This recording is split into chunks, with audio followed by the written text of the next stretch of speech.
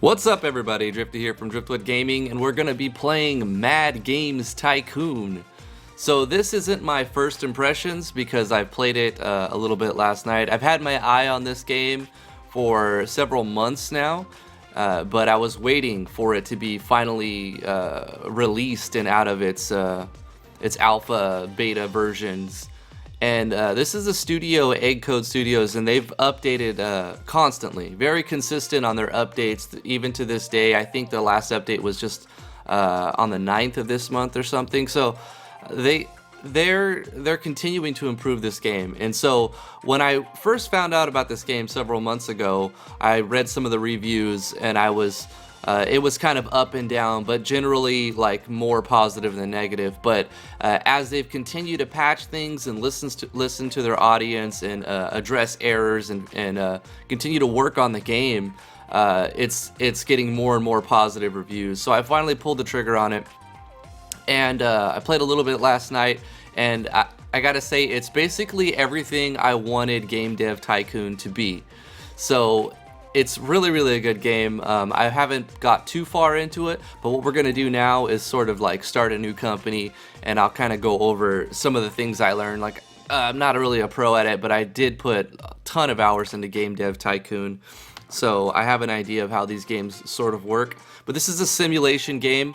It's where you basically take on the role of an executive in a company. You start in your garage, and you have to make video games or consoles. This is a lot more expanded than Game Dev Tycoon, like I said before. But you have to basically make it in the big world by being a game dev. And I thought it was appropriate for the channel too, anyway. So let's start. Let's see, we're going to be Drifty. From the company name, it's going to be Driftwood. Driftwood Gaming. Actually, we'll call it Driftwood Games for the company. And we're gonna pick our logo. We've got all kinds of logos. You can see a lot of them are like, you know, knockoffs of popular logos, but they're all changed so that they don't get sued for some copyright infringement. But we're gonna pick let's see, what should we pick? This one's sort of like the LucasArts one, but a little bit different. I kind of like that. We'll go with that one. Choose country. I was thinking USA, but I also noticed that China has the biggest sales bonus for RPGs. So I don't know if I want to pick. I would originally imagine that Japan would have the RPG market, but apparently China, it's just so much larger. I guess it has the best sales for RPGs. We're going to go ahead and pick USA, where first-person shooters are the best sales market. But that's only a 5% change, so it's nothing dramatic. We could still sell RPGs. In case you haven't, in case you don't know, what I'm going to be mainly doing is just focusing on RPGs. Like, you can make all kinds of games, but I'm going to focus this main country on building RPGs. So we're going to be male, and let's choose our settings. We're going to disable the tutorial because it's not that amazing anyway, and it's sort of stuff I'll just talk about as I go along. Start with a small office. No, let's start all the way back at the beginning with in our garage. You know, random platform popularity. That's not a bad idea because then it could make it a little less predictable. Unlock all features. No, let's just go throughout the game as we normally would. Disable random events. No, sometimes they're kind of good.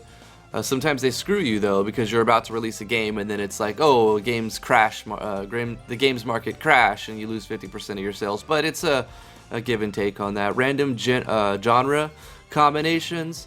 I kind of want to use what knowledge I know about game dev to my advantage. So I know some combos that work well together. I'm going to use those combos. If I do this, it'll make it different in every gameplay, and I don't really kind of want that, like, oh, and a cake cooking RPG is the most hottest, you know, game. It seems kind of weird. We're not going to do that one.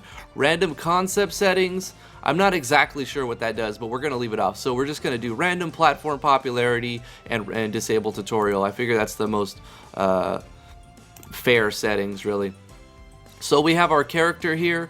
We get to select our special feature. Now this doesn't unlock that feature. I'm not exactly sure what it does, but what I think it does is when you finally manually unlock whatever your specialty is, you're going to get some sort of bonus when you include that feature in your game. So I think spriting's a good way to go, the one they start you with. But let's just look at some of the options we have. Probably, if we get to a point where towards the end of the game or something, we have multi-threaded support, that's going to improve performance and frame rate. So I'm going to do something probably with realistic physics or multi-threaded support. Let's do multi-threaded support, increase our frame rates, because we got to get over that 60.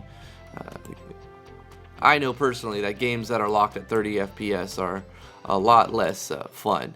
And what's our genre special? Our special genre is going to be RPGs. So here we have our general stats, and we get 5 points to allocate on these things here: game design, programming, graphics, music and sound, office work, speed, and work will. My first playthrough, I maxed my speed, and a lot of stuff would train fast, but it would be low numbers. So I'm deciding to just not put any on speed for this time. Everything will level up as you play the game anyway. So I know also the last night when I playthrough, I had a lot of problems getting music and sound to work. I would get low scores on the music and sound, and everything else would be high 80s and 90s. So what we're going to do is put 1 on music and sound. We're going to put 1 on graphics. We're going to put 1 on game design, and we're going to put 2 on programming. I think that would be a good balance. And let's go ahead and start. We're going to do a standard speed, and we're going to start all the way back in 1980, and we're going to just play on normal mode. Yeah, this game is really cool, guys. If you haven't, if you like simulation games, like Tycoon type games, and you haven't played Game Dev Tycoon, you might want to play that one first, because it came out first, and it's a little easier than this version. So check out Game Dev Tycoon, and also after that, check out Mad Games Tycoon. This one's, I think, is $5 more as well. Welcome to Mad Games Tycoon. Initially, many more functions are disabled. Many functions are disabled, but with time and patience, you'll unlock everything. Alright, so to start off, we're going to pause the game. So we're in our garage here. We can zoom in and out with the mouse wheel here. And we've got our head office right here, which we can't really do much right now. We can buy engines, but no company has made any game engines yet. And no games have been out yet. So this is sort of the beginning. Now, obviously in 1980 there were games, but most of them were text-based. So we need to go to the room area and set up our rooms. Most of the stuff is locked, like I said, but to start off we have development and toilet. So we need to make these rooms. So let's go development, and I'm going to go 6 by, that's probably too much for that. Let's go 6 by 3, because a desk is what we're going to need in this room. So we'll go 6 by 3, and we'll hit OK, because we're going to hire more people to work with us too. And let's see, can we fit the toilets in this 2 square? Probably not. So wait. Let's cancel this, actually. Let's cancel that. I want to make it so that we can have our 6 by 3 like that. I think that'll work better, because then we could maximize our space by putting the toilet areas right here. Alright, so we'll just hit this check mark, and we'll make our 3 by 6, and we're going to place our door right here. Then we're going to go back and set up our toilet area. Boom. And we'll set that there, and we'll place the door right there. And we'll have like this 1 tile path for when we can walk around. Luckily, your characters, your employees will just teleport to the area. So you don't actually have to worry about pathing in this game. You just can't put any buildings over the tile that has a door facing it. So you can build like a thing here, but you can't go right here. Okay, so let's go to the second thing where we can buy objects. And we're going to need some desks. Now, we don't start with a ton of money, but I think it's a good investment to buy a really good desk, because you're going to be spending a lot of time at this desk, so it needs to be comfortable. Also, you get a speed increase, so that's the more important part. So we're gonna go for any of these that have the +5. Since they're all giving the same stats, we'll save 20 bucks if we go with the white one. So we can use the middle mouse wheel to scroll, and then I think that'll work for now. We'll just do that. Now we got our desk, and we're going to need a basic toilet. So let's go ahead and these stars, all they do is change like the quality of your office, so that like you can get better people who want to work for you because your office is real nice, so they want to work with you because either your company's doing really well, or you have a high reputation, or your office is just, you know, spectacular. For now, we're just gonna start with a simple stall, and I think it looks better if we go like something like this. Boom. And we're gonna need a sink. We'll just do a regular sink. Actually, the price difference isn't too much from here to here, and we're gonna get a star, so we'll put that sink somewhere. It doesn't matter too much, we'll put it there. And a hand dryer just for another star, so we don't have to wipe our hands on our clothes. And that's good for now. We got a sink. It's funny because some people won't join your company unless you have like a luxurious sink, or like they have special requirements they want in an office. And we could buy some more stuff like a house plant or something. It's not too much for 2 stars. I think we'll go ahead and put one of those down there. So up in the top right corner, we see like what's trending. So this little plus right here tells you what's like kind of hot right now, what games that the market wants to, you know, what people want more. And then the negative tells you what games they're either sick of or they don't want yet. So right now, skill games are on the rise, but puzzle games are on the decline. Also next to it, it tells you the popular topic and the unpopular topic. So right now, puzzles is actually a topic and a genre. So it's kind of funny that puzzles, the topic, is on the trend right now, but puzzle type of games are on the decline. So maybe a skill-based puzzle game would be a popular game right now. And then the red text tells you what's not popular. So right now, steampunk game, no one really wants to buy that. You'll still sell some copies, but it won't be as successful. Then right here tells you how many turns, and a turn is a week, so how many weeks are remaining until the trends sort of change again. It's good that they give you this number, because then you know if it's going to take you, say, a few months to build the game, you can catch that trend before it switches unexpectedly. One thing I didn't really like about Game Dev Tycoon, it was you didn't really know when it was going to switch over, and you'll start building like a AAA title that takes a long time to build, and then right before you release the game, the trends change. So that was always frustrating for me. Luckily, Mad Games Tycoon addressed that issue. So there's a lot of other things we can buy, but right now we don't need to put any more things down. We need to spend this 50K wisely. We can also take loans out from the bank, which we'll have to do eventually. But the thing about taking out loans is you got to pay monthly interest, right? Loans are generally a bad idea unless you just need that little bit of extra cash to finish your project, and then as soon as you get paid back, you want to pay off your loans as fast as you can, so you're not continuing to pay interest on it and losing money overall. Starting off, I guess right now we have $750,000 limit, which is pretty nice. It's pretty generous. Okay. We can buy a better building right here. This is for loans. These are our options menu. And this is like our statistics. We can check out the engines that we've put out and everything. Just gonna go over the UI real quick. We can hire new members, new staff members. We'll see their level and what they're good at and their specialties, and then what they require to join an office. So all these guys are like, I don't care, I need work. 0 stars. If you're working in your garage, pay me and I'll work. I don't care. But for right now, we're not going to hire anybody. Pretty soon we're going to start hiring people, but right now we need to put out a game and unlock some other things before we start hiring more people. So we've went over the UI. Basically, well, most of it anyway. Right here shows you contract work that you can take on to do if you don't want to build a game or an engine or anything. You can, like, you know, help other companies with their projects and get paid for that. And also game development contracts. So sometimes big publishers have a game idea and they want it to be called this, and you have to meet specific requirements, and they'll pay you a set amount if you get the game up to a certain quality. Over here is the date, and this is just like a little timer. Every time these 4 dots fill up, it changes the week. 4 weeks go by, changes the month. This is your money. This is how many fans you got. This is the quality of your office, like how many stars based on like the plants and how good it looks. This is your reputation, how much the people know about your company. Starting off, it's always 0. You know, you're a nobody, you work out of a garage. So, and right here are the things that can be unlocked and how many you have unlocked. So starting off, of course, you have 0 out of 21 unlocked, or locked rather. So we click on these buttons right here and we're presented with like a sub menu of things that we can do. We could also change, if we place down the area and we want to make it look bigger or something, we could always do that too. So you're not like dead set when you put it down. Some things are locked, but right now the first thing we're going to do is develop a game.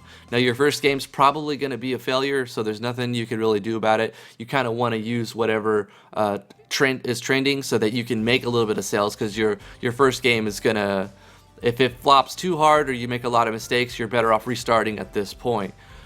So what we're going to do is let's look at our trends. So skill-based games are trending up, and puzzles.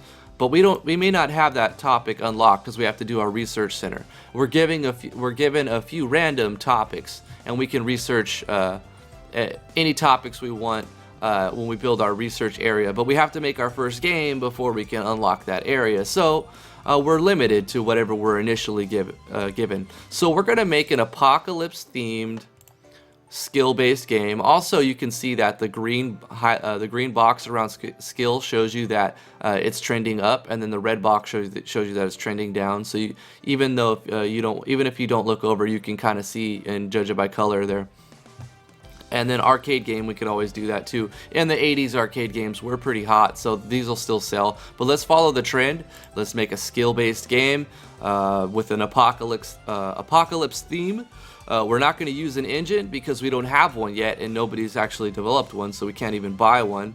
So we could do a subtopic, but I think it'd be better to not mix too many topics until you know that they're going to go together, or you just want to kind of experiment a little bit. So let's make a new game. This is going to be a skill-based apocalypse game. This is going to be called Chaos Clicker. All right. And we select right here what kind of game we want to build. Most of them are going to be retail until you get towards the end, and you have MMOs and free-to-play games. And then your game size. So the size of the game is going to be what limits how many features you can include into the project. Also, the size is going to increase the cost a lot, and it's also going to increase the time it takes to produce the game. And you have to unlock all these features by training at the research area. So we're going to start off with a B game, a B-list game. Our target audience, which is cool, it unlocks from the beginning. Generally, you want to target all ages. Most of your games, you'll sell better if you target all ages, so I sort of do that. And that's really all we can do on this page. Let's go to the next tab. So then we get to decide what platform we want to sell it on. Do we want to sell it on like a console? Do we want to sell it on PC? Most of your games will start off with PC because it can go all the way up to AAA games, and still PC Master Race, they're the best. Also, dev costs are the lowest. So we're going to start with a PC. We could buy dev kits later on to like develop for, you know, whatever platforms, and when the Xbox comes out, you can develop for Xbox or whatever. Of course, all of the things are renamed to avoid copyright infringement. After that, we have this next concepts page where we decide how much time are we going to allocate on what things. So it's a little bit better than Game Dev Tycoon in Mad Games Tycoon here. Because we have more sliders to deal with, but also we're just given a lot more options. But it generally falls on the same thing. We have sliders, right? So if you've made other games, you can get mails from fans. If you made a good game and people send you letters, they'll tell you. People will tell you, just like running the YouTube channel. People tell you what they want, and you can kind of change your design based on the requests you get. Completed game dev reports. When you have the research center and you make a game, you could do a report on that game, and then you'll be able to see what worked and what didn't work. Also, if you've made other games, you can copy the concept and use that same concept on your other games to save time. So if you're making a lot of the same games, you can just copy some of your concepts. It's locked right now, but we'll also be able to select copy protection, you know, like DRM type things, so that if you make a really popular game, but it doesn't sell very well, it's probably because people were just pirating it. So you'll have to do that later on when you start getting bigger. So starting off, we're making a skill-based game. I really don't know how an apocalyptic skill-based game would go, but I would think you would want to have a good amount of gameplay, and we're using text-based graphics, so we're going to put the trend a little to the gameplay here. And we probably don't need too much storyline in a skill-based game, so we'll just up the game length a little bit. Atmosphere and functions. If it's based on skill, you're going to want it to be very functional, so we're going to go 2 to the right. Game depth or beginner friendly. If it's skill based, a lot of skill based games aren't super beginner friendly. So we're going to go into the game depth a little bit. And casual gamer, we're going to go a little to the core gamer. Like I said, I'm not 100% what is more important for this combination, so we're not going to any extremes. We're just slightly tilting the sliders. Let's move on to the next thing. So now we get to see what's our priority. How much time are we spending on each aspect of the game development? How much time are we going to spend developing graphics? How much time are we going to work on sound, etc., etc. So let's drop the graphics down to 20%. We're going to drop the sounds down to 20%. We're going to bump up the technology and the gameplay, so it's very functional and it runs smooth. More important than super flashy, because like I said, we're using text-based graphics at this point in 1980, so the graphics aren't as big. As you get farther on, you're going to turn more time into graphics because people are really drawn to eye candy, as most of you are aware. Underneath that, we have languages, so you can develop your game for other countries and put it in different languages. However, until you get some fan base and reputation, I recommend sticking to 1 or 2 languages, because you're just going to end up wasting that $5K that it's going to cost to get someone to spend the time to translate it. So we're going to develop just for English for our first game. I don't expect it to do very well. We'll see what happens. After that, depending on what engine we've picked, we get to select what features we want to include. Now, every time you research a feature, it's not included in every game. You have to put those features into an engine, build that engine, and then use that engine or buy another company's engine. And then when you're developing a game with that engine, you can decide what features of that engine you want to include on the title.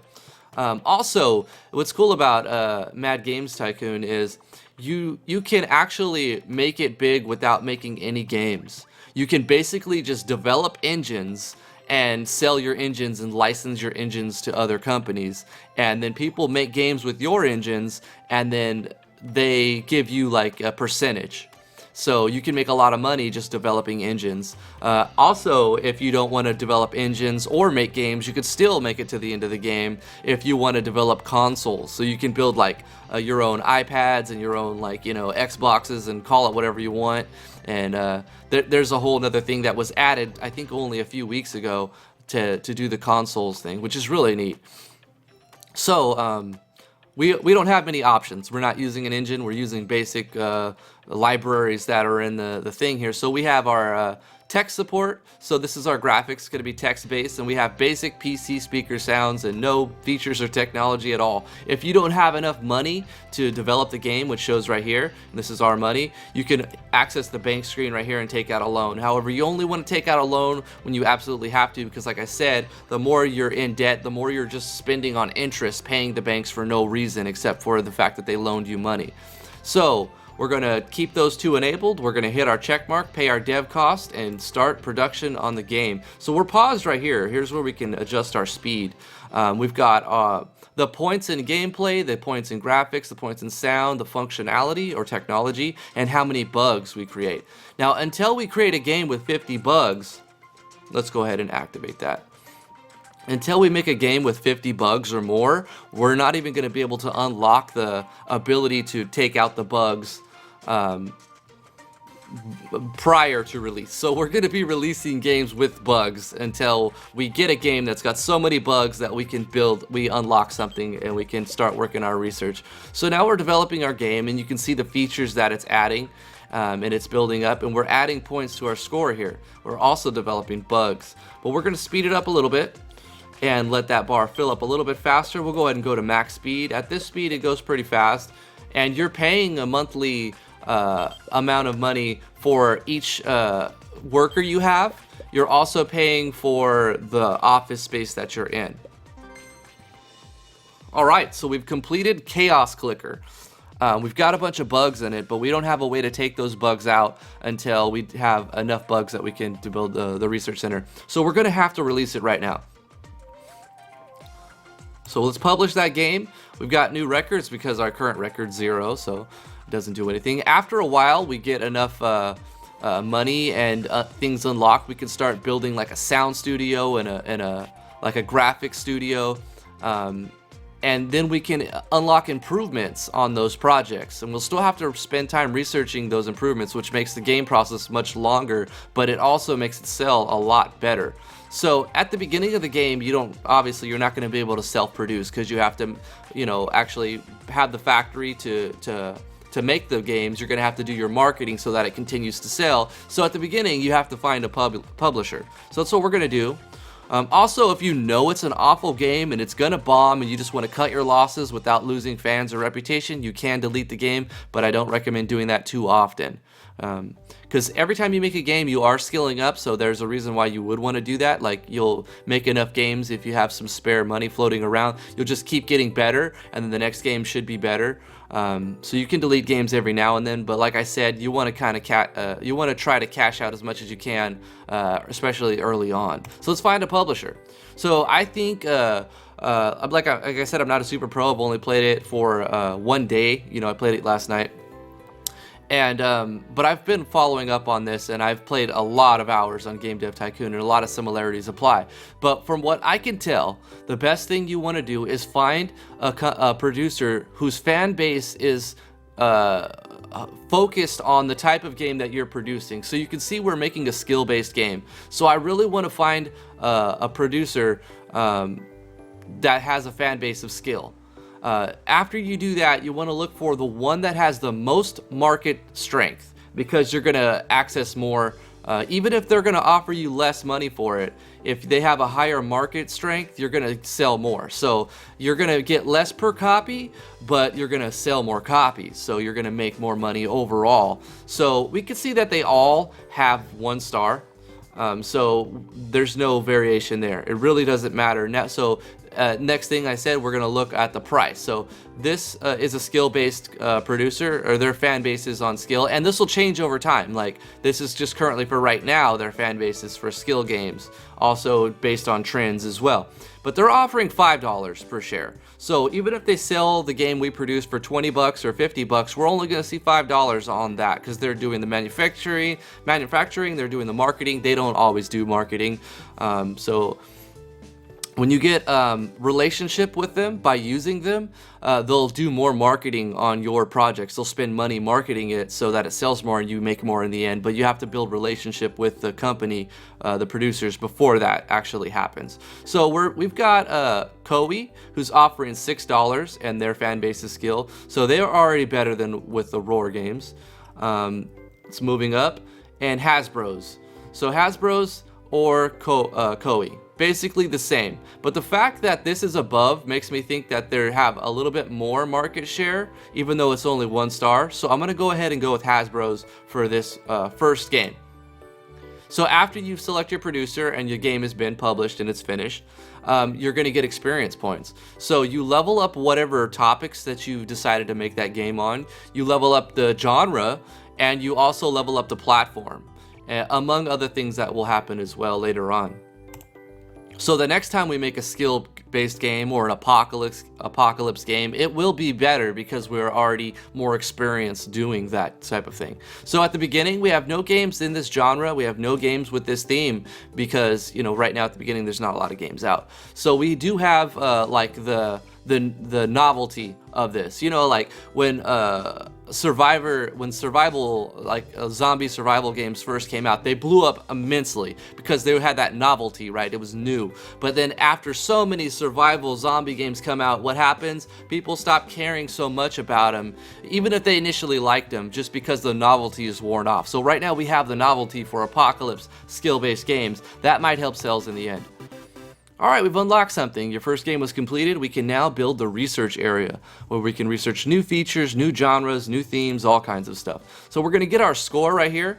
Not too bad. I mean, generally later on in the game, if you get a game that's under 50 or 60, it's pretty awful. But for your first game, that's not terrible. If you get over probably 40%, then it's okay. Because like I said, your first game, even when you're making RPGs in RPG Maker, don't expect your first game to be, you know, Secret of Mana or Final Fantasy, right? So you'll get like an overview, you know, we get the release date, the name, and the company, and the producer, what kind of game it was, and then like a basic reviewer. So this is like your reviewers giving the feedback on it. So the graphics were okay, the sound was good, there's a few oddities, little artifacting or something. The controls were well done, but it needed a little bit, you know, a few tweaks on it. Strong gameplay, weaknesses though. So there was a problem with gameplay. You see how I slid it a little bit to the gameplay? This tells me I should have went at least 2 notches or maybe 3 notches to the left, because you had gameplay on one side and graphics on the other. So we got a thumbs up for graphics. There was plenty high graphics because they're text-based. So I should have sacrificed a little bit more graphics and went for a little more gameplay. That would have made this game overall better, because look at this, 88, 76, 70. If I would have moved that slider a little bit more to the gameplay, the score would have been a lot better, because it's not basically averaged out per se, because if you added these numbers up and divided by 4, it would be higher than 47. So you're going to be hindered by your lowest score. So this game was actually pretty awesome. If I would have moved the gameplay a little bit more, we would have had a huge score. So right here, we're going to pause it at this point, because I want to go over this right here. So when you release your games or platforms or anything, you're going to have like an overview. So they're only going to sell for a number of weeks, depending on how popular they are. Now, if the producers or you have a marketing area, you can keep the hype up. This little heart right here is how much hype it has. It's a scale from 0 to 100.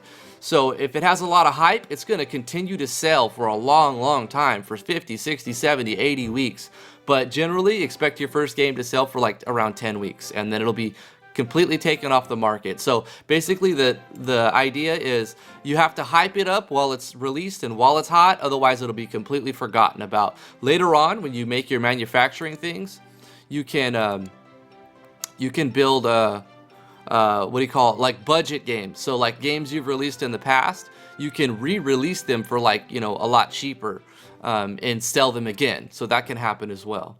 Another thing you can do right off the bat when you release the game, you want to add some updates, because if you remember, we released this game with a lot of bugs because we didn't have the research center, which we just unlocked, but we didn't have it at the time. So we need to develop a patch. So this is like the day one patch thing. It's going to cost us money, but we're going to remove all the bugs. So that'll take a while. Hopefully we finish all these bugs before we, you know, hopefully we can release this patch that fixes all the bugs before it loses all of its market power and falls off. Because that will increase the sales. We'll be able to extend the life of the game if we start adding updates to the game and add DLC type thing. Of course, we don't do DLC till we do MMOs and stuff, but it's the same concept basically. All right, so let's slow it down again. We finished that. So I didn't mean to pick my guy up. All right, so we released that patch, and hopefully this fills up again and we can continue to sell more. Excuse me. This game is awesome, guys. I highly recommend getting this game. So we can we fixed all the patch. We fixed all the bugs with the patch, but we can continue to work on the game. So we can add another update. So let's see, where did it fall flat? It seemed to be okay. We have a little bit of we can add some more gameplay. So let's do a security update, and that'll add some more what is this, technology, and then we'll do, let's say, a new game mode. and that's going to add 1 more point to the gameplay. So we're going to add a little gameplay, a little bit of that. We don't want to add too many things because we could spend the money on this and then the game could lose all of its market value before this patch is even released. So we're going to just do a couple things, try to extend the life cycle of this game, because you can see how much money we've invested in the game right here. So we've lost $4,000 even with how many copies we've already sold. So we have to hope that this game continues to sell and make money past the point of where we can turn this into a positive number. We got to get out of the red here. So we pretty much broke even. I can see this game is going to be semi-successful because we're about broken even at this point, and it still has a little bit of value. So let's go ahead and start working on a new area. We've unlocked the research area. So we've got 50K again. We're back to where we started and our game's still selling, so we can expect to see a little bit more money. So now what we want to do is build another area just like that, and let's say build our research area. I was going to do 3x6 because that's all you really need for that many tables, but we're going to have one space that we can't use anyway, so we might as well go 4x6 instead of 3x6. So this is going to be our research area, and we're going to have to spend 22,000 on that, but we'll go ahead and do that. Let's place our door like we'll say right here. And now we need to build some desks in here. So the same story is going to apply. I want a really good desk because it'll increase speed and productivity. Also, you can sell these back, and when you buy a new building, you can sell everything in your office, and then it gives you money to buy the same sort of things in your new building. So it's not like a super huge investment because we can still get, I don't know if it's 100%, but you get a return when you sell it back. So we'll go ahead and put the same desk in there. That was pretty expensive. Hopefully this game continues to sell. But while the game is selling, we're going to jump over here because what we need to do is research some features. So we're going to spend $10,000 and we're going to research 4-color support. So now we're not just using text-based. Once we develop this feature, we can put it inside of an engine, and inside that engine we can you start making color in our game, so they're just not all text-based. This game is so awesome. So we have it going pretty slow right now. We'll speed it up a little bit. So we're doing our research. Our game is selling. We've made a little money on it. You can see that it's starting to dip. So like I said, you can't expect your first game to be super successful. If you make any money at all, if you even break even on your first game, then you're doing okay. So you can see probably 1 more week and then it's going to be taken off the market. We've made $6,000 so far. That's okay for the first game, like I said. So you get a little report when a game's taken off the market. It shows you how many weeks it was sold, how many units, how many copies of the game you sold, how much you spent on marketing, if you licensed an engine from another company, how much you paid them for their share. Generally, you want to make your own engines instead of licensing other engines, unless you're just completely in the middle of the game or towards the end and didn't spend too much time doing research at all. Then you might want to license if you can find one with a low percentage. But most of the time, the good engines are going to have a high percentage. Even the bad engines are going to have a high percentage. So you don't want to license other people's engines, because you'll make very, very little on the games if you do that. Also, you want to start developing. Once you upgrade to the first building, you want to start publishing it yourself. You want to produce it yourself.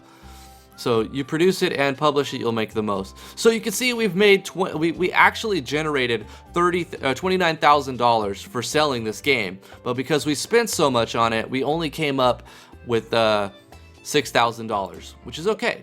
So right now we're gonna quickly run out of money if we don't put out another game or something, because we've got no other sources of income. So we need to probably borrow money from the bank to do our next game. It might have been a good idea to not build this research center and start a second game immediately, but I really want to keep my research up, because see, we finished research on this one, time's going on, other companies are unlocking research as well. So if you want to sell your engines and license your engines to other companies, you sort of have to do research pretty early and continue to work on research and develop engines. Otherwise, no one's going to license your engines because they're too far behind. So let's jump back into the studio here. We've got another thing unlocked. We've researched our first feature. Now we can develop our own engine, but we're not going to do that yet. We don't have the money exactly, and we only have one feature anyway. So we're going to have to develop another game. Let's go ahead and do another game. We still have a lot of time in the skill-based puzzles department.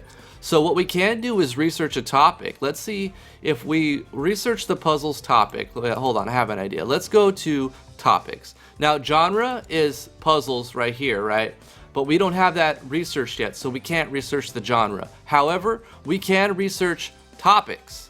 So the topics, unlike Game Dev Tycoon, you're not just given 3 random that you have to unlock like 25 to get the one you want. You're given the list of all the topics from the beginning, which I really like this a lot better, because then you get to pick which topics you want to research in what orders and stuff. So what I want to do is kind of follow this trend, because I think we could put out a game before the 59 weeks is up. So we're gonna find we're gonna scroll down to the P's and find puzzle. And we get to puzzle, we're gonna research puzzles.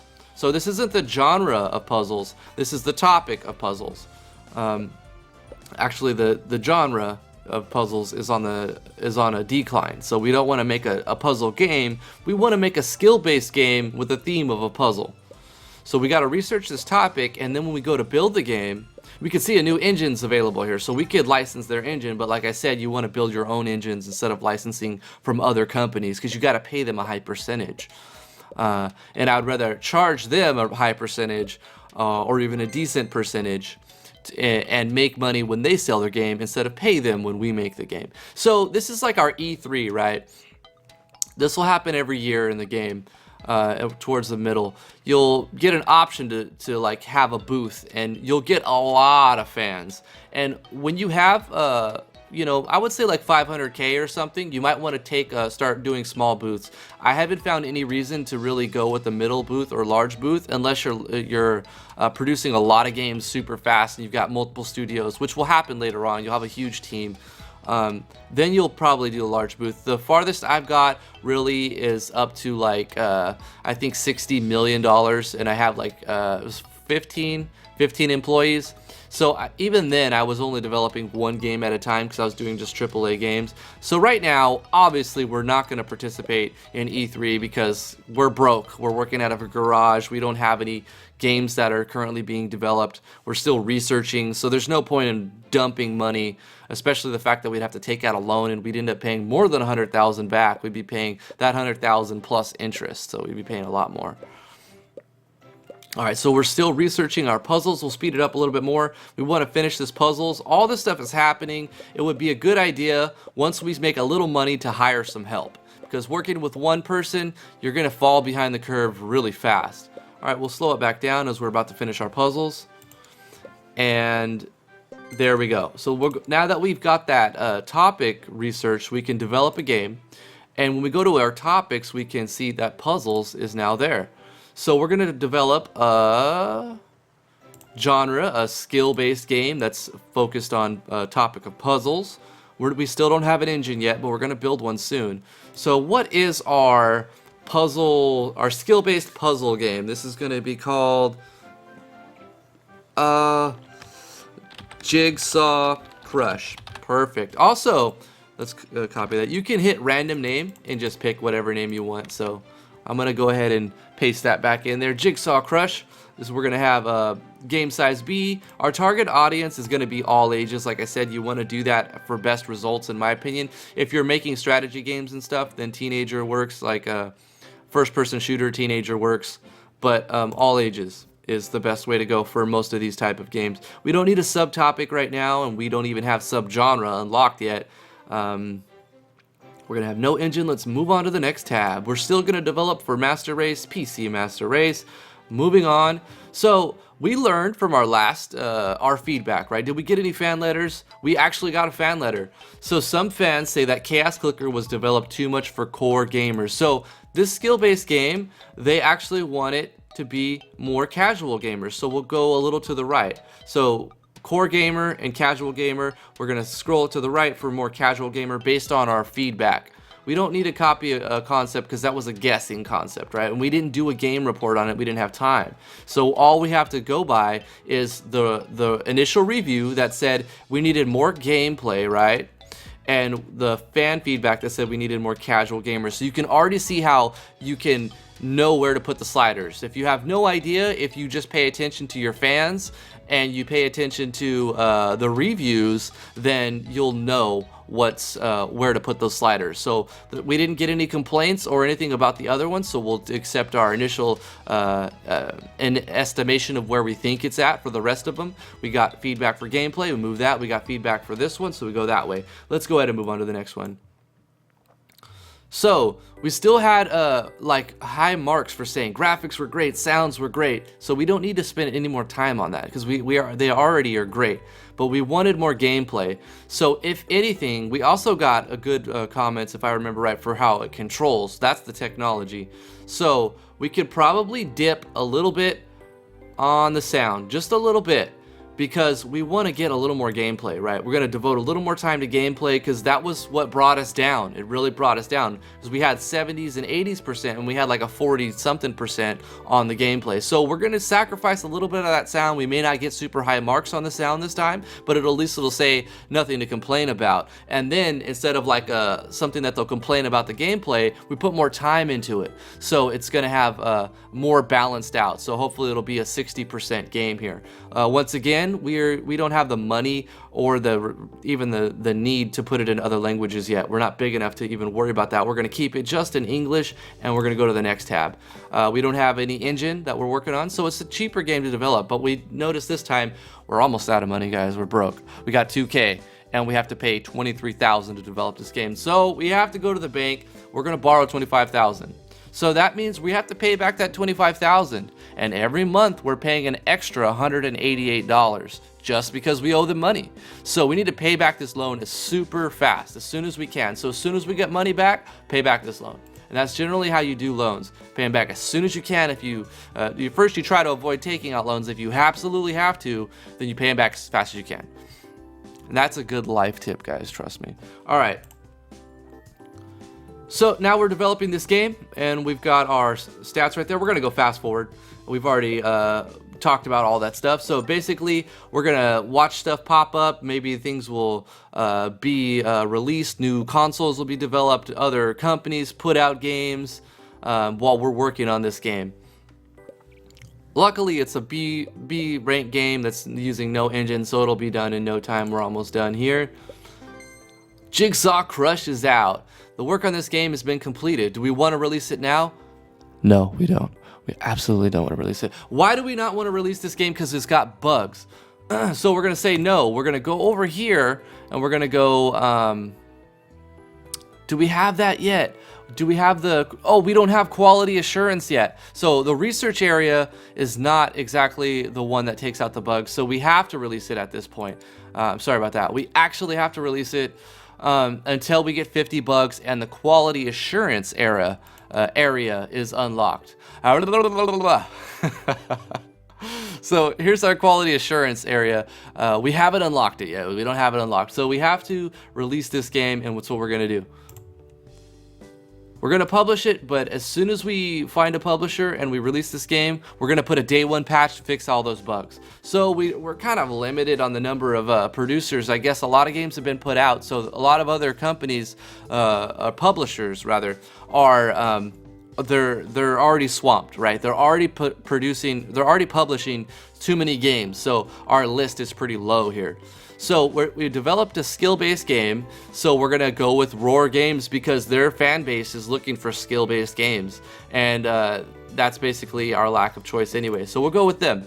We leveled up puzzles to 1, that's a topic. We've leveled up our skill to 2 and our personal computer development to 2 as well. So now this game should score better because we listened to our fans than the last one. But one thing has happened. Time has gone on, right? More games have came out. So people have already been saturated a little bit with these types. The trend has been happening for a while now, for probably 10 months. So there's going to have luckily there's no skill puzzle games. Like people they've been clamoring for a skill-based puzzle game, but nobody's made it yet. So we do have the novelty. We've got the novelty. Hopefully this score's high. All right, we've released our second game, so we've unlocked dev kits. So now we can produce for other consoles. We're not going to do that right now because it costs quite a bit to unlock the dev kit for that, to develop for it. Right now, we're going to stick to PC for a while. We've released our second game.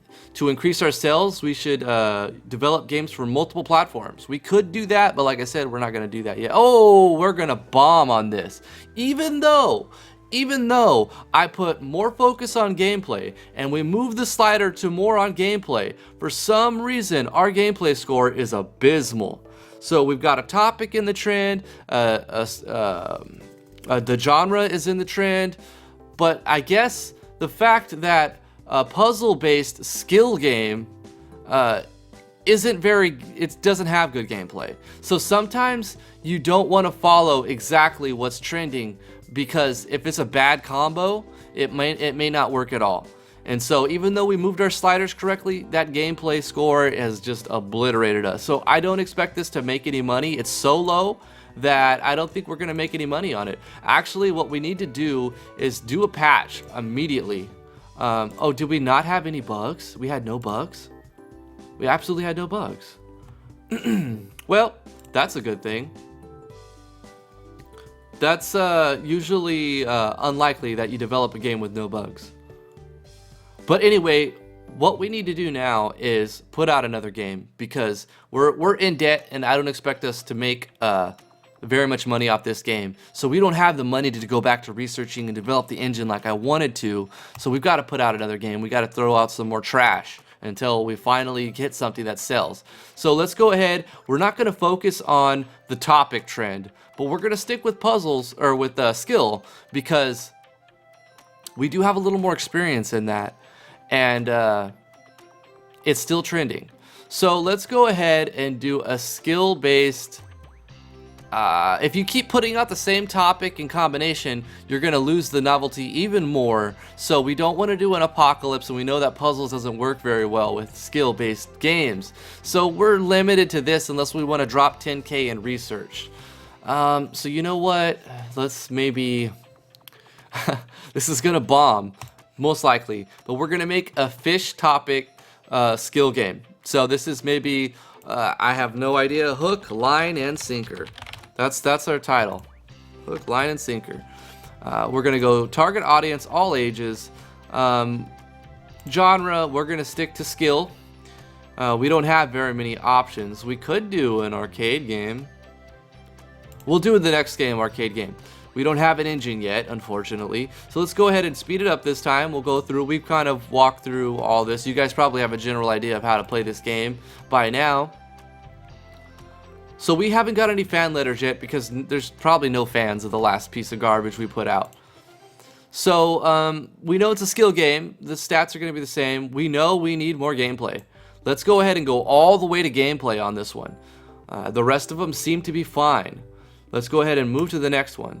And we need more gameplay, guys. We gotta have more gameplay. So we're gonna drop the graphics down. We might even get a complaint about bad graphics, but we need more gameplay. That's an absolute. So we'll do that, and we're gonna have to borrow money again. So we're down to 5K.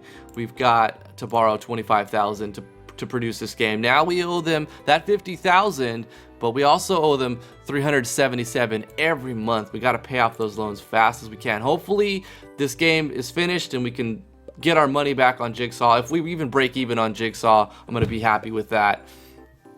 Most likely we're gonna lose like 10K on it. Hopefully Hook, Line, and Sinker will bring us back up, make some sales, and every now and then when you build your relationship with the publisher, they'll do a marketing campaign, and that'll stimulate how many sales you get. So sometimes your publisher will get you a bunch of extra sales, but it seems to be kind of random and based off of your relationship with them. So this game's almost done, and this game is still selling, but very, very poorly. As a matter of fact, we're going to be nominated for Worst Game of the Year. Hook, Line, and Sinker, we don't have the quality assurance placed yet, so we're going to have to release it. We broke no records. This is probably not going to do great. We do have 5 bugs in it. So let's go ahead and, let's see, $6 for the skill-based here. And yeah, so it's one of these two. Do we want more dollars per copy, or do we want to hope that they do some advertising for us since we have a little bit of relationship with them? Right now, we need the money. And that's a gamble, hoping that they advertise for us. So skill is maxed out. Personal computer's maxed out. So if we make any more games for the PC, it'll be at its fullest potential. Our topic has also gone up by 1. Games that have this same genre. Someone's already made a skill fish, or see, genre would be skill. So there's already one more skill game out this year. Oh no, it's awful. It is going to be garbage.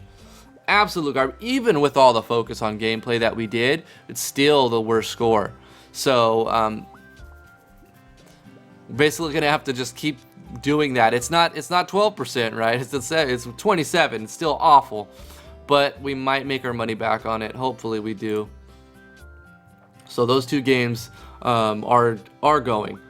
But this isn't as easy as Game Dev Tycoon is. Mad Games Tycoon is a little more challenging, which I like, and it's only on normal too. If you try this on hard, you're gonna have like game sales crash constantly, and you're gonna have lower scores generally and more competition. And it seems like they research faster than you do. So the thing now what we need to do is probably get some help. We need to check to see if we can get some help. We're gonna have to take out a loan, and that's a problem actually, because we're starting to stack up that loan. And if we get too heavy in debt, even when we're doing well, like the best you can do, you're gonna be buried. You can't do anything because all of the money profit that you're making will go into your interest, and you just end up, you know, having to restart. So I might want to restart at this point because of just 2 bombs in a row. But I think we're gonna go out and make one more game. Let's get some help. Let's take out a loan. We need somebody with gameplay. We need some high game design. So this is our highest one. Okay, so is it Russell or Vittorio? We'll see what. So Russell wins that one. Vittorio wins that one. Nobody wins that one.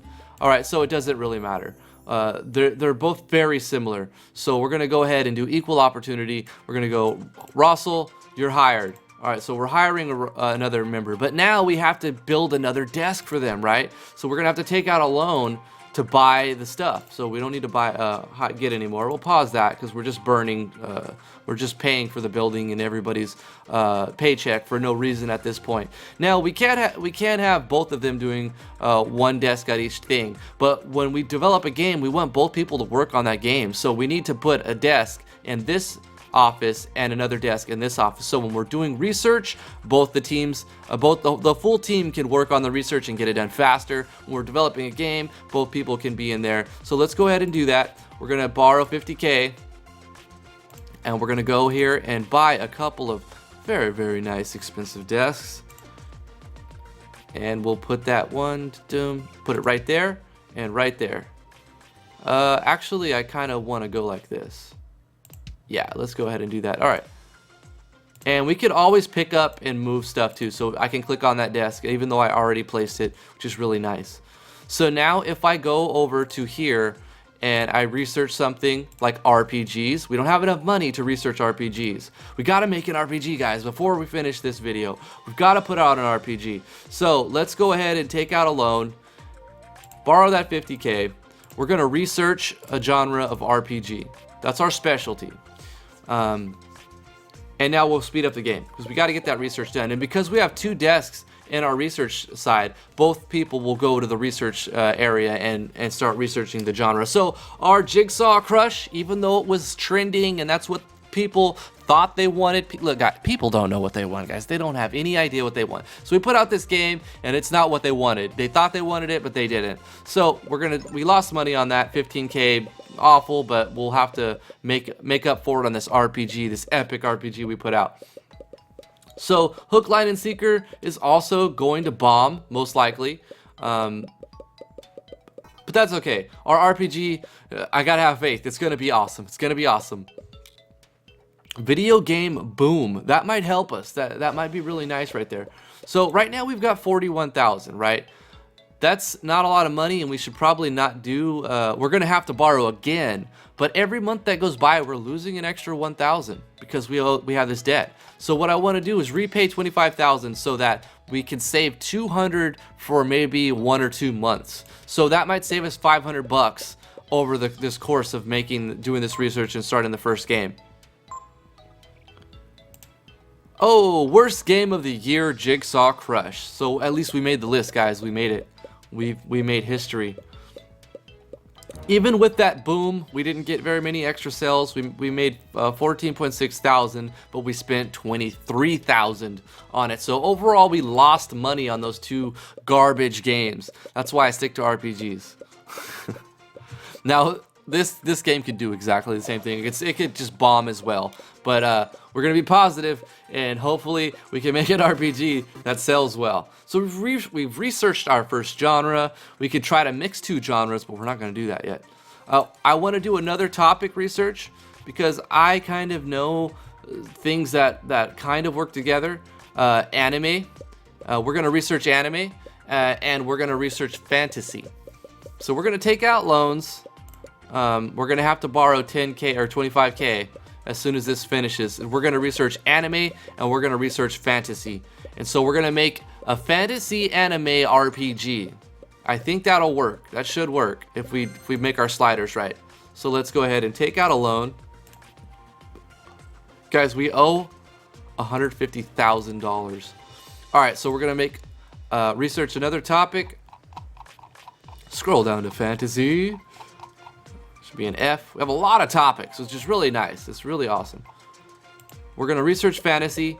Both people will be able to research at the same time. That's why we put 2 tables in here. And the +5 speed from both of these desks are making this whole process better. So overall, it may seem like we're spending extra money on these expensive desks, but we're making up for it in rent. You see, every month I have to pay this person. Also, if we had a bigger building, I'd have to pay a lot more on the building. Right now, when we're in the garage, we don't have to pay too much. So let's develop a game. We're gonna make this called Final Fantasy with PH instead of F because we're super original. And it's gonna be a retail game. It's gonna be a B-size game. Our target audience, all ages. We're gonna go with fantasy, anime. Our genre is RPG. I know it's not trending, but that's okay. We're gonna do it without an engine. Unfortunately, if we had an engine, we'd be doing so much better right now. It might even be a great idea to make your first game and then just take out loans, research, make an engine, and then start using your own engine and start making games that way. That might be my next way to play. But right now, we're gonna go ahead and do it without an engine. Unfortunately, we're gonna go just for PC. Now, I kind of know, let's see, we've got to go mostly story, right? It maybe 1 to the game link, but mostly story. Gameplay graphics, we're going to go a little towards the gameplay, I think. Atmosphere, we got to have a good atmosphere. It's going to be over here. Game depth, it's got to be all the way over here. RPGs are definitely for core gamers, not so much casual gamers. So I know that's got to go all the way over here. So this should be okay. I might have to tweak that a little bit, but it should be fine. We're actually going to need a little bit less gameplay. Probably the graphics and sound are okay. Technology, let's go ahead and go a little on graphics. I know it's text-based, but I mean, come on. We're going to have somebody who's really good with ASCII art. 20, 15, 30, 35. I think that's okay for now. We're going to develop for just America. Actually, we're going to go to China. We're going to develop for China as well because China has a big RPG market according to this game. So we're going to put this game in Chinese and English. And actually, we're going to put it in Japanese, Chinese, and English. Okay, so that's $10,000 we might lose out on, but that's okay. Let's go ahead and hit next. We're going to have to take out a loan to put out this game, so let's borrow. Is 25K enough to do this game? No, because we put it in other languages. So let's borrow 50K. We owe $200,000. Oh my God, we got to pay back this loan. We need this game to sell. If we had an engine, it would be so much better. All right, so now they're both going to go over here and start developing the game because we've got 2 desks in the development area. So this is good. It's going to work faster. Our sound and our technology is looking pretty low. All right, Final Fantasy, our text-based adventure game is out. We're going to have to publish it because, of course, there's nobody looking for RPGs right now. So at this point, we're looking for highest market strength if there's a tie. We're looking for highest share dollar. If it's a tie, then highest relationship. So we're going to go with Roar Games again. We've leveled up fantasy, we've leveled up anime, we leveled up RPG. So if we make a game that's very similar, it should be better next time, considering it's not oversaturated. Awful. Absolutely terrible, awful game. It needs more gameplay, it needs more controls, but the biggest problem, guys, we need an engine. We absolutely need an engine. I'm not going to go out like that. We're not going out like that. We got to fix these bugs, 17% overall. Let's do a patch, develop a patch. We got to fix those bugs super fast. Okay, cool. Well, let's go ahead and we're going to update it. Development update. We can't spend too much, actually. Let's just enable all. We're going to drop another 3,000 just to maybe catch a little bit of sales. It's definitely going to be probably a bad investment. But it'll extend, putting out patches extends the life of the sell time. So it'll continue to sell for a little bit longer.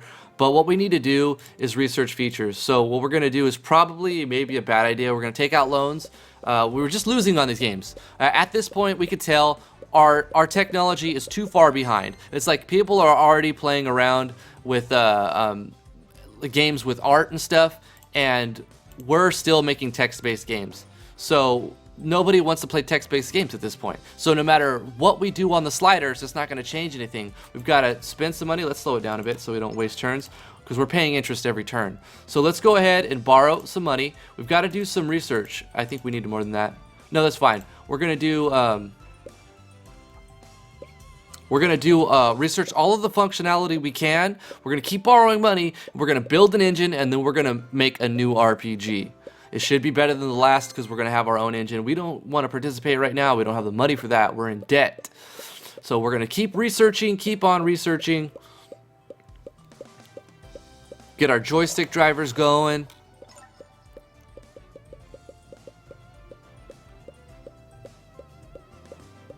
All right. That's done. Immediately go to the next thing. We're going to go scrolling. Actually, we still need to borrow more money, but we're borrowing little at a time because the more you borrow, the more you have to pay back. So you want to kind of float just on the positive. You can even actually float on the negative if you're not doing marketing. So we lost money. We lost a ton of money on that because our engine, we need an engine. We're not even using an engine. We're just developing with just basic libraries. So it's just bad idea.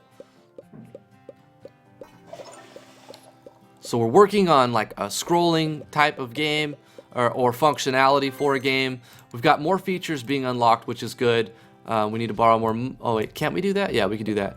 So we're gonna float on $97, which is enough to buy lunch for the team, and then once rent comes around, we're gonna be in debt. So we're in debt. What happens when you go in debt? Well, nothing really. If you're doing marketing where you have to keep repaying money, then it'll stop producing those things.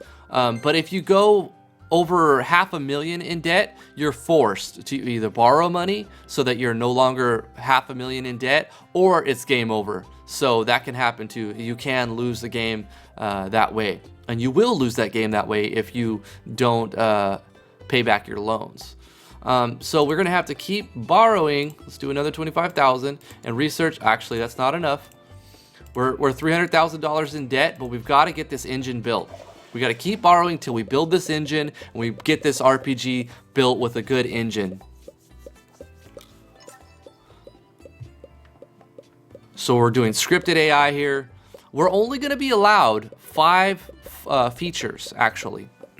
So, based on the fact that it's going to be a B title, you know, it's it's not a AAA game, it's not an AA game, it's not an A game, it's not a B+ game, it's going to be a B game. So we're going to be limited to 5 features. So I think we have enough features really to make this game.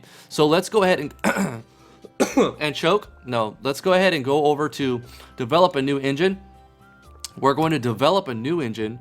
We're gonna call this the DG engine 1. So we'll just call it V1. And we're gonna go with features. We're gonna add all the features we can. We're gonna have to borrow money, obviously, but we'll go with these 4. Actually, we're gonna have to go 4 color support, these 2, and then 2 of these. So what we'll do is we'll do sprites and scrolling. We'll do those 2, or actually sprites and joystick driver,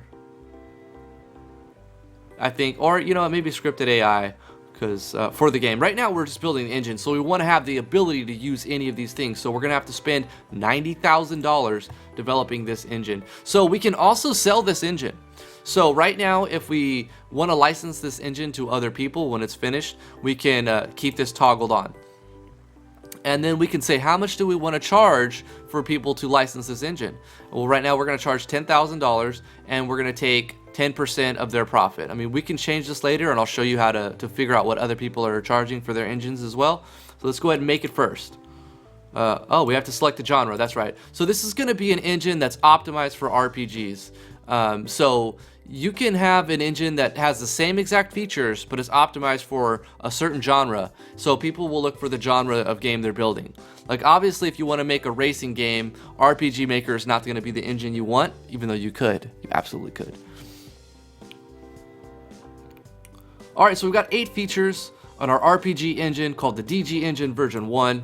We don't have the money. Got to go to the bank, say, hey, what's up, guys? I know we owe $300,000, but look, once we finish this engine, it's gonna be licensed to other. We'll pay you back. So we're gonna borrow another $100,000 from the bank, and we'll start production on our engine. Take a little while for this engine to get fully finished, but once it's finished, we'll be able to license that engine. So if we go over to our head office, in this case, it's where our car's at, we can go to buy engine, and we can look at what other people are charging. So we're gonna have, what do we have, 8 features in ours? So we're gonna have, once this engine's done, it'll be the most up-to-date engine. So they're charging $12,000 for the license and a 22% profit sharing. So we want to undercut these guys. So what we're going to do is keep our cost at $10,000, but we're going to reduce our profit share to like 19%. Because if you just undercut them by 1%, that's not going to guarantee you're going to sell a lot of license. But if you have a really good under the market, then you'll sell licenses. And you want to sell those licenses because when they make a game, they're going to give you percentages. So if they make $1 million and you're making 20% of that, you're going to make $200,000 just because they made a game with your engine. So we got a banking crisis, 200% interest. So that's not really how it works in the real world. When you get your interest rate, it most likely is going to stay that way, but it can change. So whatever, we'll go ahead and go with it. We had worst game of the year. Final Fantasy, PH Final Fantasy is the worst game of the year. So if we would have had any fans at this point, we would have lost them all. But we're just a couple of dudes. Well, actually a dude and a chick in a garage. We don't have any fans, so it's not a big deal at this point. We got to get this engine finished. Then we got to make a game with this engine. So we're going to make an anime fantasy. We're just going to switch the topics around as well. So we've gotten to the 3rd year. We got to build a marketing team. So honestly, guys, this playthrough is really poorly. My last night's playthrough was a lot better than this. But this game is awesome. I definitely recommend it. I'm gonna end this video pretty soon, but we gotta get this RPG made first. We're gonna finish this engine. We're gonna go to straight into production. We finish this engine. We're gonna use this engine, take out some loans, and sell this game and see how it does.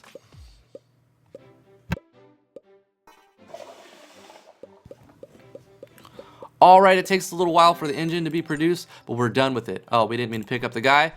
We didn't mean to pick that up. We want to go here. So we've got our engine built, but we want to change the price on our engine. So we're going to go to the statistics and go to engines, and we saw that they're charging for 6 features. They're charging $12,000, and I think it was 23% or something. So we're going to go to price and royalties.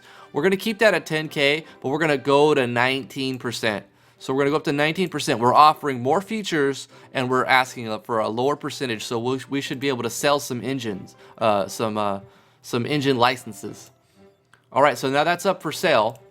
It's cheaper. It's got a lower percentage. People should buy that. That might get us out of the red. But until then, we're gonna develop a game. We're gonna call this one Secret of Fantasy. Secret of Fantasy, awesome. Retail game, size B, which limits us to 5 features, so we won't be able to use everything we've put into the engine. But what our target audience is gonna be everybody. We're gonna select anime, and we're gonna select fantasy. So all I did this time was reverse the topics. What this is gonna do is it's gonna, if you, like I said earlier, if you produce the same exact genre, the same exact topics, eventually you're gonna lose nostalgia. So what way you can do to work around it is by switching the order of the topics. And that'll help sometimes. So we're gonna go to RPG, anime, fantasy. Last time it was a fantasy anime RPG, so now it's mainly anime with this fantasy element, RPG, but this time we have the DG engine. So we're gonna use that DG engine version 1.0. That's gonna up the cost a lot. Look at the dev cost, 95. If we go no engine, 18K. But with this engine, ups the cost a ton. So we're gonna accept that, make this game a bigger production. We're gonna just develop for PC right now. We could pay for more platforms, but we don't have the money for that really. So we're gonna max out story, more atmosphere, more depth. I'm taking a gamble on this. Definitely taking a gamble. We're gonna go max core gamer, super in-depth game. A lot of atmosphere with minor functionality. We actually probably need a little more functionality. That would be better. Lots of storyline. It's gonna be gameplay probably. Yeah, gameplay. Did we get any feedback? Let's check feedback. We got some feedback. Some fans would have liked Final Fantasy to be more lengthy. Okay, so let's take our feedback. They would like, it was here, right? Or no, it was there. Let's go ahead and go a little bit that way. So they wanted a game to be a little bit longer, less story intensive. So we'll move that a little bit that way.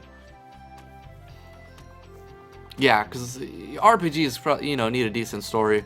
So let's go ahead and go that. Gameplay, it's got to be there. Sounds and graphics. Needs good controls. We're not going to put it in other languages because it might not do super well anyway. But it's going to do better than the last one, most likely. Forget it. We'll put it in Japanese and Chinese. And I want to put more on sound, but we can't sacrifice anything. We need it that way. Let's go ahead and move on to the next thing. So this time, it's no longer text-based. We've got 4-color support. This time, it's not just speaker sound. We've got a little bit of music going on. And we're able to put 2 of these 4 features inside. So we can get rid of the scripted AI, and we need to get rid of one more thing. We're gonna need sprites for the RPG. Do we want scrolling or do we want joystick drivers? I think it's kind of cool if you can control your character with a joystick. So we're gonna get rid of scrolling. If it was like a Contra style game, we would keep scrolling, or even a racing game, we'd keep scrolling. But we're gonna go sprites and joystick so that we can use a controller. Now we're $30,000 in debt, and it's gonna cost us $78,000 to develop this game. So we need to borrow some money. Let's go ahead and borrow $125,000. So we owe $500,000 to the bank. We're losing $12,000 a month just on interest, on top of paying everybody. So we're losing about $15,000 a month overall. So let's go ahead and make this game. We'll see how it goes. So we are fully speeded up fast. We're gonna have to do some contract work. That's one last thing I'll cover after this game is put out and we do some patching. We'll do some patching as soon as it's done. We got a new genre we can research. Some other companies are making games. The Atari came out, the 5200, or Qatari, I should say.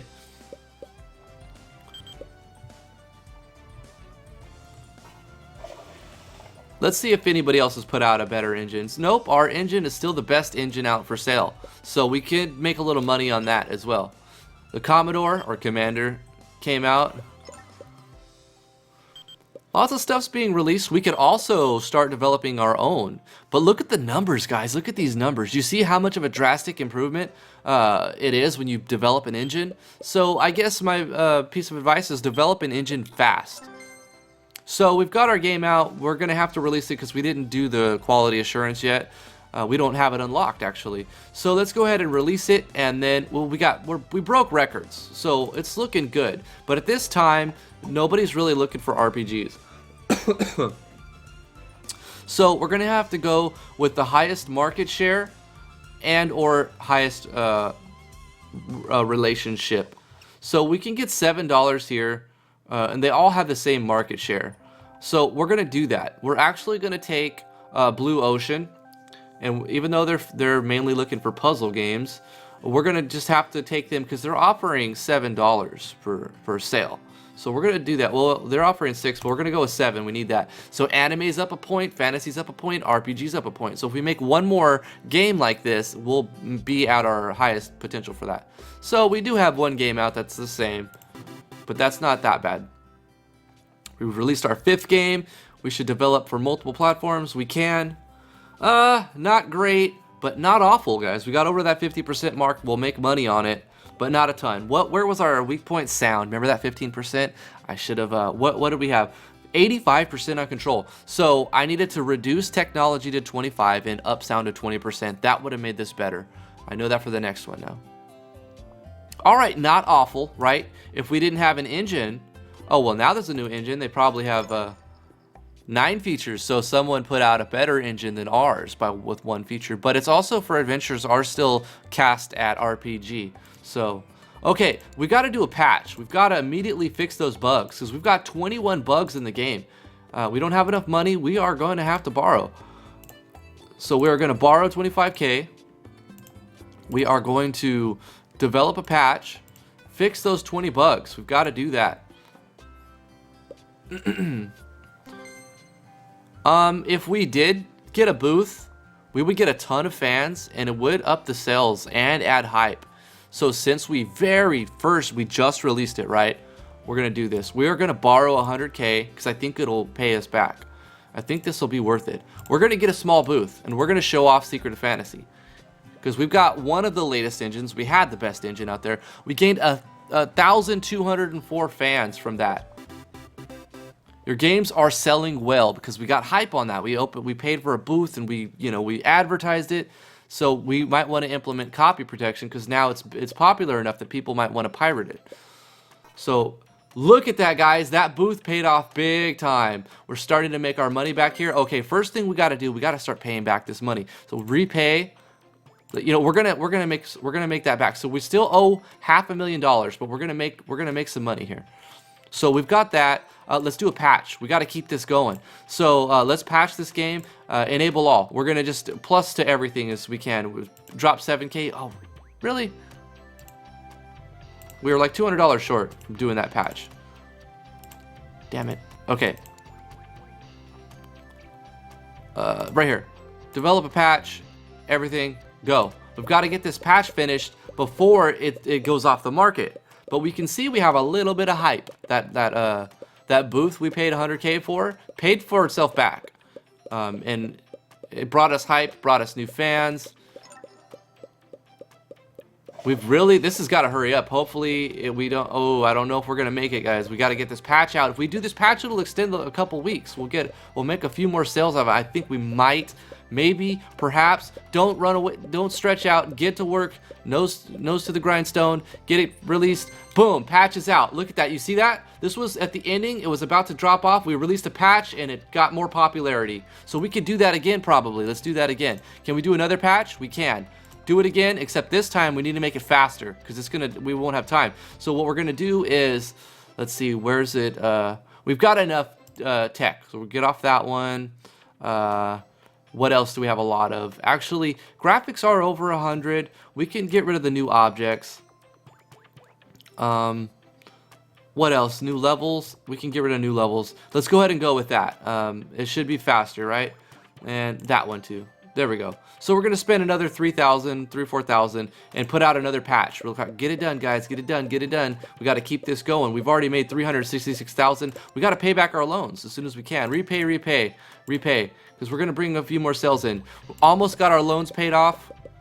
It's looking good. It's looking good. Hopefully somebody licenses our engine, because if they license our engine, that'll definitely pay back the rest of what we owe. Can we make another patch? I know this is pushing it, but we can. We could do another patch. This time it's just going to be a little bit something smaller, like with some new sounds, and maybe we got to do a little more gameplay. So let's do new campaign. So there's another little branching storyline and some new sound effects. You know, smaller patches and smaller patches, but we just got to keep it relevant. So we got to ride this. Look, Lockstar Games has licensed our engine for $10,000. So that brought us $10,000 plus. If they sell a game, especially if it's a big game, like say they make $1 million, we're gonna make $190,000 just because they used our engine. Well, 200,000 because they paid us 10K. So we got to repay this. We got 75,000. Let's go ahead and repay that. I want to get this debt paid off because then it's going to help us on the overall. All right. This game was pretty nice. Let's go ahead and research while this is selling. Can we do another patch? I don't know if it'll be worth it at this point. We can. Let's do one more patch. We'll just do some more sound. And that's it, just some more sound. Just add some more sound effects. Should be done fast. It's gonna keep it selling for longer. We're just gonna keep selling copies. All right, we got the patch out. Really nice. Let's do some research, some save game support. After that, we'll probably take on some contract work and finish to try to pay off our loans. And then as some time goes by, we're gonna develop a sequel. And then that's hopefully the company that licensed Lockstar Games. They sell a lot of copies of their game. And then we didn't make the awards, but we didn't get worst game of the year either. So we got to keep our fans. So this game is about to be done, but it made us $500,000, and it only cost us I think a couple $100,000. There it is. Development cost $102,000. It ended up selling $575,000, so a net profit of $473,500 on Secret Fantasy. Awesome. And it's really all down to because we built that engine and we used that engine. That's basically after you do the first game, start researching maybe 2 games and then build an engine as fast as you can. What else can we research? We can do B+ and you have more features than 5, but I don't want to do that yet. We could research other topics. That wouldn't be a bad idea. But I don't know if we want to do that. We can move into a bigger building. We could hire some more people. Are there any legendaries? Nah, people want a better office. They don't want to work out of my garage right now. All right, let's develop. We can't do successor yet. We can't build a sequel. But we can research a topic. And then what's another good topic for RPGs? Let's go ahead and find one. Let's go with martial arts. That's a good combo for RPG. We're gonna research that topic, and we're gonna do a martial arts / anime RPG. We've also got some new research, and we can improve our engine too. Let's research that. We don't have enough money. You know what? Let's just not work on our engine right now. Let's develop a game. We're gonna go ahead and do Kung Fu Law. I don't know why. Target audience, all ages. The B rank game, retail. A topic is gonna be martial arts. Subtopic, anime. Main genre, RPG. We're going to be using the DG Engine 1. We can research some topics and improve upon it without having to rebuild it, which is really much better than how Game Dev Tycoon does it. So I'm really enjoying Mad Games Tycoon. We're going to develop for PC, and we don't really have the money. I don't want to take out too many more loans to buy dev kits. We're going to just go PC. We needed more sound, right? So let's go ahead and do a little more on graphics, a little bit more on length, a little more on atmosphere, and I think we'll keep it all the way gamed, a really in-depth game with the 4 core gamers. So do we get any fan mail? Secret of Fantasy, right? More beginner friendly. They actually wanted it a little more beginner friendly. So let's go ahead and go a couple notches beginner friendly, because we got to listen to our feedback if we want to succeed. It's the #1 thing. So let's go ahead and go to next. We learned from last time that it had super high controls. We can actually drop a little on the controls. So we can bring up our sound a little bit, because no, that was too much. We gotta have that. So we'll bring up our sound a little bit because that really brought us down. We didn't have enough time in our sound. So let's put it in Chinese and let's put it in Japanese, and we are going to sell this, make this game. We only have the option to do 5 features. So we'll do the same thing. We're going to get rid of scrolling and scripted AI. We're going to have to take out a loan for 100K and start working on this game. All right. Hopefully this game does well and we can get out of it. Look, the Ibusoft, who licensed our engine, paid us $10,000 to get the license. They made a game with it. We're getting 19% of the profit that they made on this game. So we made $123,000 by producing that engine and just licensing it. Boom, that is awesome. Let's pay back $100,000. I want to get our debt repaid and then we'll be looking good. We'll do some contract work next after we do this game. Well, first we got to do fix the bugs. We need to do our quality assurance. But before we can build our quality assurance area, we have to have a game with a crap ton of bugs. So we're not going to get 50 bugs until we go to B+ games, probably. Oh, there's a banking crisis, so all of our interest is going up. That's a good time to pay off all your debt, so you don't have to pay triple interest rates. The Nintendo came out 1983. Okay. Kung Fu La is almost done. The scores are looking okay. I'm a little worried about the sound, though. I actually worried a lot about the sound. That's going to bring us down a lot. Well, it's coming up. We're finishing the last few things. We have to publish it now. The sound is pretty awful. It's going to bring the score down a lot. We do have some bugs.